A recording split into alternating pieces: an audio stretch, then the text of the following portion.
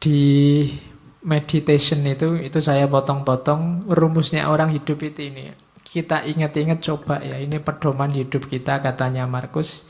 Hidup kita itu secara durasi itu sementara pasti ya, limited. Tidak lama kok hidup kita itu. Sudah tidak ada lagi orang yang usianya mungkin 150 ke atas. Atau 200 lah, tidak ada. Orang sudah 70, 80 itu sudah luar biasa. Malah kasihan orangnya kalau nggak meninggal-meninggal. Loh iya, malah kasihan. Sifatnya berubah.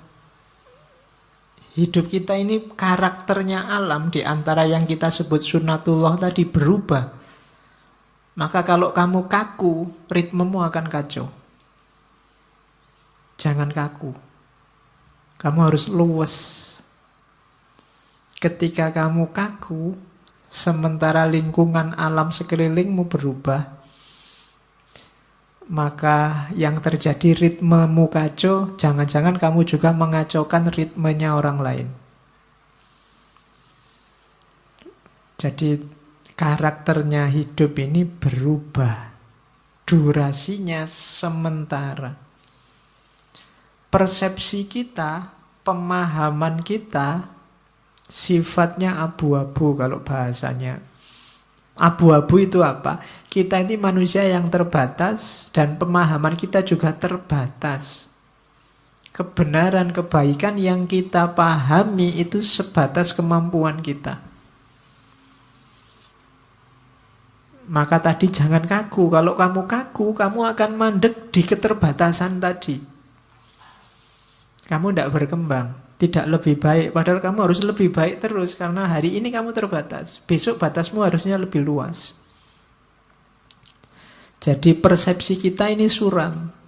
Kita itu tidak ngerti sangat banyak hal. Ngertinya cuma sedikit. Berarti apa? Kebenaran yang kita tahu sebagai benar juga limited, terbatas. Bukan karena kebenarannya yang terbatas, tapi kapasitas kita yang terbatas. Kemudian persepsi urusan akal ya, pemahaman. Sekarang tubuh kita itu sifatnya melemah.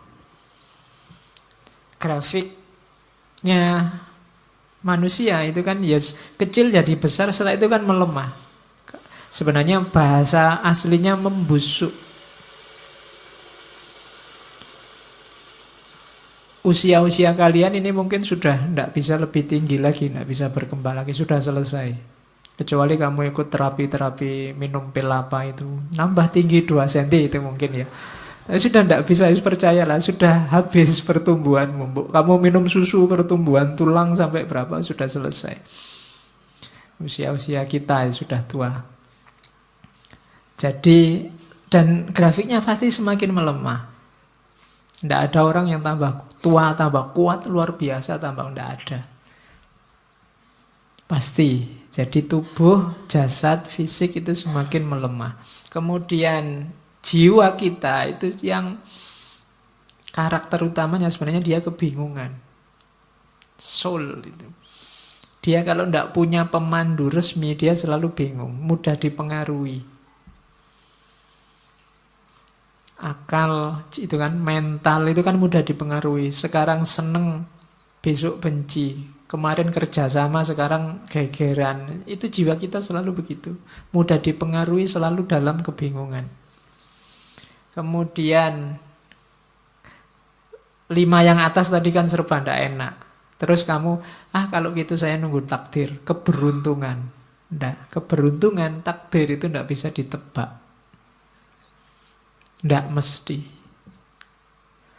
Di situ ditambahi oleh Markus kemasyhuran. Kemasyhuran itu mungkin kamu mengandalkan status, mengandalkan nama baik, mengandalkan keluarga, mengandalkan identitasmu sebagai apa. Katanya Markus itu juga tidak pasti. Seterkenal apapun orang, pada saatnya juga lenyap, dilupakan. Jadi ternyata hidup kita itu semacam ini. Ringkasnya apa? Katanya Markus, hidup ini bagian fisiknya seperti sungai. Dia berubah semakin lama semakin melemah. Sungai itu kan mengalir semakin ke yang lebih landai, lebih ke bawah. Sementara jiwa kita, rohani kita, bagaikan mimpi dan kabut, tidak jelas, kebingungan. Dan akhirnya kita menjalani hidup itu kayak medan perang. Seperti medan perang dan perjalanan yang jauh dari rumah.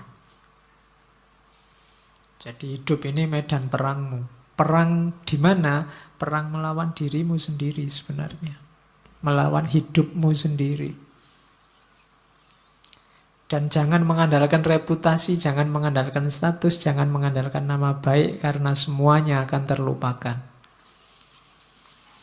Maka tidak usah terlalu banyak membuang energi untuk hal-hal yang tidak penting. Ayo mikir hidup kita sendiri saja. Wong hidup kita sendiri juga tidak terlalu bagus situasi dan kondisinya. Wong ya semua orang begitu.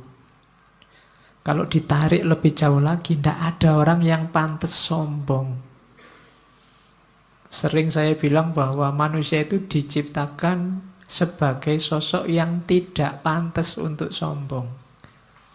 Karena lemah dalam segala aspeknya.